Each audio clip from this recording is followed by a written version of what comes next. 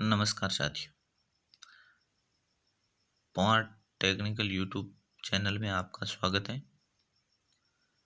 आज अपन निष्ठा एफएलएन प्रशिक्षण मॉड्यूल 10 बुनियादी साक्षरता एवं संख्या ज्ञान हेतु विद्यालय नेतृत्व की प्रश्नोत्तरी आंसर की के बारे में बात करेंगे।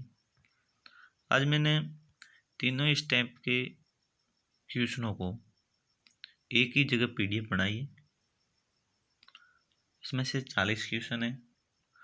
अब ध्यानपूर्वक इसको देख के पढ़े, फिर आप अपने दीक्षा ऐप को खोल के उसमें प्रश्नोत्तरी करें। इसलिए मैंने एक ही जगह आज क्वेश्चनों को छांट के लिखा है। तो इसमें पहला प्रश्न है, 3 से 9 वर्ष के आयु वर्ग के बच्चों के साथ व्यवहार करते समय एक नेतृत्वकर्ता का सही रवैया क्या होना चाहिए? सकारात्मक और लचीली मानसिकता। चौथा ऑप्शन सही है। विद्यालय किस प्रकार विभिन्न परिवारों को बाल शिक्षा में शामिल नहीं कर सकते हैं? विद्यार्थियों को केवल गृह कार्य देकर। तीसरा ऑप्शन। निम्नलिखित में से कौन सा बुनियादी साक्षरता और संख्या ज्ञान का विकासात्मक लक्ष्य नहीं है? बच्चों का प्रभावी पाठक बनना। पहला ऑप्शन सही है। बुनियादी साक्षरता और संख्या ज्ञान के संदर्भ में विद्यालय विकास योजना हेतु इनमें से क्या आवश्यक है? दूसरा ऑप्शन सही, 3 से 9 वर्ष आयु वर्ग के बच्चों की विकास संबंधी आवश्यकताओं की योजना बनाना। पांचवा क्वेश्चन है, शिक्षा शास्त्रीय नेतृत्व विशेषज्ञता का एक व्यापक क्षेत्र है जिसमें एक नेतृत्वकर्ता के पास होने की आवश्यकता होती है। पहला ऑप्शन सही, 3 से 9 वर्ष की आयु के बच्चों के लिए उपयोगी शिक्षा शास्त्रों का गहन ज्ञान। पहला ऑप्शन सही है। छठा क्वेश्चन है, विजन के संबंध में निम्नलिखित में कौन सा कथन सत्य नहीं? तीसरा ऑप्शन, भविष्य दृष्टि की कोई निर्दिष्ट समय सीमा नहीं होती है। सातवां क्वेश्चन है, परिवर्तनकारी नेतृत्व के लिए इनमें से कौन सा सही नहीं है? तीसरा ऑप्शन सही है, वित्तीय प्रबंधन। आठवां क्वेश्चन है, एक शिक्षा शास्त्रीय नेतृत्वकर्ता की भूमिका है बच्चों के लिए विभिन्न शैक्षणिक अभ्यासों पर शिक्षकों को प्रशिक्षित करना। पहला ऑप्शन सही है। नेतृत्व के किस मॉडल में बच्चों की सांस्कृतिक और भाषा पृष्ठभूमि के आधार पर विद्यालय प्रक्रियाओं को निर्मित करने की बात की जाती है? संदर्भ विशिष्ट नेतृत्व। तीसरा ऑप्शन सही है। शिक्षकों को नई जानकारी प्रस्तुत करनी चाहिए और इसे उन चीजों के साथ जोड़ना चाहिए जिन्हें बच्चे पहले से ही जानते हैं। पहला ऑप्शन सही है। एक बच्चा अपने बाएं हाथ से लिखता है और इस तरह काम करने में सहज है, उससे चाहिए उसकी पसंद को प्रोत्साहित करना। चौथा ऑप्शन सही है। बुनियादी साक्षरता और संख्या ज्ञान की अवधारणा बच्चों पर लागू होती है 3 से 9 वर्ष आयु वर्ग के बच्चों पर लागू होती है। पहला ऑप्शन सही है। बुनियादी साक्षरता और संख्या ज्ञान एफएलएन को सुदृढ़ करने हेतु विद्यालय नेतृत्व के लिए कौन सा मॉडल उपयुक्त नहीं है? चौथा ऑप्शन सही, अकादमिक नेतृत्व। इनमें से कौन सी अवधारणा विद्यालयों में बुनियादी साक्षरता और संख्या ज्ञान एफएलएन के नेतृत्व हेतु प्रासंगिक नहीं है? समुदाय और अभिभावक के साथ संवाद नहीं करना। दूसरा ऑप्शन सही, हितधारकों के साथ सहयोग प्रक्रिया प्रोत्साहित कर सकती है विद्यार्थियों के सीखने के प्रतिफलों हेतु साझा जवाबदेही को। चौथा ऑप्शन सही, एक नेतृत्वकर्ता का वह गुण जो प्रारंभिक स्तर पर सीखने के लिए उपयुक्त नहीं है, सत्तावादी होना। दूसरा ऑप्शन सही है। 3 से 9 वर्ष आयु वर्ग के बच्चों के लिए इनमें से कौन सा शिक्षा शास्त्र प्रासंगिक नहीं है? सुकरात स्वांग। दूसरा ऑप्शन सही है।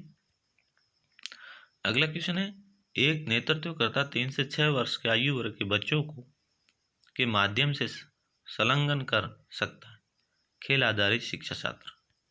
तीसरा ऑप्शन सही, विद्यालय नेतृत्व कर सकता है बच्चों के बीच सुदृढ़ प्रारंभिक अधिगम क्षमता का निर्माण कर। पहला ऑप्शन सही।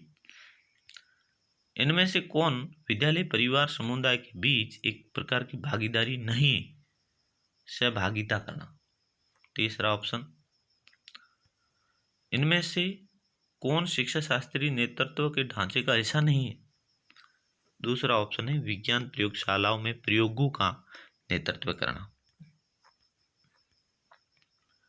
इनमें से किसी एक प्रवेश द्वार कौशल के रूप में माना जा सकता है जो औपचारिक विद्यालय शिक्षा प्रक्रियाओं में बच्चे के प्रवेश को चिन्हित करता है। दूसरा ऑप्शन सही है प्रारंभिक साक्षरता और संख्या ज्ञान कौशल। अगला क्वेश्चन है निम्नलिखित में से कौन लर्निंग एट होम घर पर सीखना की भागीदारी के प्रकार में शामिल नहीं है? यदि अभिभावक निरक्षर हैं तो उनके साथ भेदभाव करना। दूसरा ऑप्शन सही है 3 से 9 वर्ष आयु वर्ग के बच्चों के सीखने के आकलन हेतु उपयोग रणनीतियों में से एक होगी। चौथा ऑप्शन है विविध गतिविधियां करते हुए बच्चों का अवलोकन करना। अगला क्वेश्चन नेतृत्वकर्ता पूर्व प्राथमिक विद्यालय के शिक्षकों के साथ प्रभावी संबंध कैसे बना सकते हैं? पहला ऑप्शन सही बच्चों की विकासात्मक आवश्यकताओं के बारे में शिक्षकों के साथ चर्चा करके और योजना बनाकर। अगला क्वेश्चन है विद्यालय में प्रातःकाल आगमन समय को बनाए रखने के लिए पहली कक्षा के शिक्षक को कौन सी रणनीति अपनानी चाहिए? दूसरा ऑप्शन है बच्चों के लिए सामूहिक पठन जैसे नियमित आगमन कार्यों की शुरुआत करना ताकि उन्हें समय पर आने के लिए प्रोत्साहित किया जा सके। अगला क्वेश्चन सहयोगात्मक नेतृत्व की विशेषताओं में से एक है हितधारकों के बीच परस्पर विश्वास और सम्मान का निर्माण। चौथा ऑप्शन सही बच्चों की तर्क करने और दैनिक जीवन में सरल संख्यात्मक अवधारणाओं को प्रयोग करने की क्षमता को के भाग के रूप में माना जा सकता है प्रारंभिक संख्या ज्ञान। दूसरा ऑप्शन सही है शिक्षा शास्त्रीय नेतृत्वकर्ता को यह सुनिश्चित करना चाहिए कि सभी विद्यालय प्रक्रियाओं में बच्चे केंद्र में रहे। चौथा ऑप्शन सही है शिक्षा शास्त्रीय नेतृत्व सकारात्मक रूप से प्रभाव डालता है बच्चों की सीखने की क्षमता पर। दूसरा ऑप्शन सही निम्नलिखित में से कौन एक अनुकूलक नेतृत्वकर्ता की विशेषता नहीं है? लोगों की नहीं सुनना। पहला ऑप्शन सही प्रभावी विद्यालय अभिभावकों के जुड़ाव में विश्वास करने वाले नेतृत्वकर्ता के यह कहने की अधिक संभावना है कि सभी अभिभावक अपने बच्चों का समर्थन कर सकते हैं। दूसरा ऑप्शन सही एक नेतृत्वकर्ता को 3 से 9 वर्ष आयु वर्ग के बच्चों को आकलन का आयोजन करना चाहिए। चौथा ऑप्शन सही उनकी क्षमता आवश्यकता और रुचियों का आकलन करने के लिए। सहयोगात्मक नेतृत्व की विशेषताओं में से एक है पहला ऑप्शन हितधारकों के बीच परस्पर विश्वास और सम्मान का निर्माण। उस पद को चिन्हित करें जिसे विद्यालय में बच्चे की प्रगति में सीखने के अंतराल लर्निंग गैप को लगातार बढ़ने के रूप में समझा जा सकता है। पहला ऑप्शन सही है सीखने की क्षमता में संचयी कमी। बुनियादी साक्षरता एवं संख्या ज्ञान FLN को सुदृढ़ करने हेतु विद्यालय नेतृत्व के लिए कौन सा मॉडल उपयुक्त नहीं है? अकादमिक नेतृत्व। अगला क्वेश्चन कक्षा 3 बच्चों के लिए सीखने का एक महत्वपूर्ण चरण है क्योंकि यह बदलाव का प्रतीक है। पढ़ने के लिए सीखना से सीखने के लिए पढ़ना में। अगला क्वेश्चन एक पाठ को सटीकता गति अभिव्यक्ति और समझ के साथ पढ़ने की क्षमता जो बच्चों को पाठ से अर्थ निकालने के लिए सक्षम बनाना कहलाता है धारा प्रवाह पढ़ना।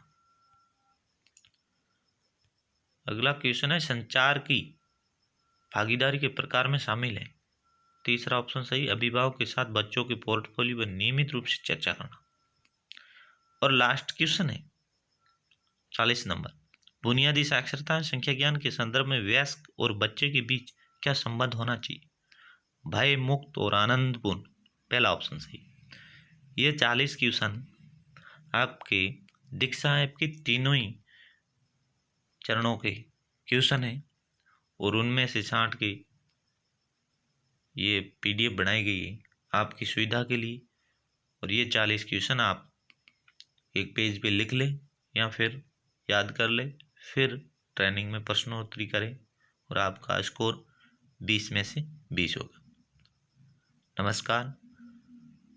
अगर ये जानकारी अच्छी लगी हो और आगे भी ऐसी जानकारी के लिए सबसे पहले आपको जानकारी मिले इसके लिए आप लाइक और सब्सक्राइब जरूर कीजिए।